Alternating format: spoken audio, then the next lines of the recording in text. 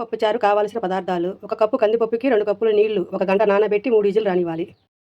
కందిపప్పులో కొద్దిగా నూనె, కొద్దిగా పసుపు వేయాలి.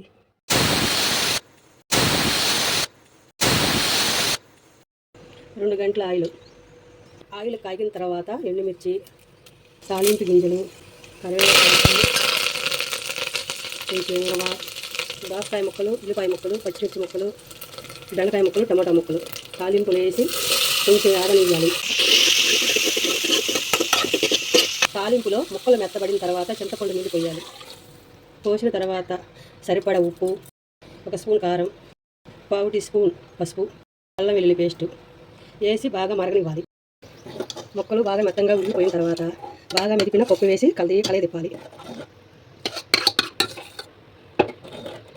పప్పుచారు కొంచెం మరిగిన తర్వాత సాంబార్ పొడి, 2 స్పూన్లు సాంబార్ పొడి, బెల్లం వేసి బాగా కలపాలి. మన పప్పుచారు రెడీ. టేస్టీ పప్పుచారు రెడీ. ప్లీజ్ మన ఛానల్ సబ్స్క్రైబ్ చేయండి.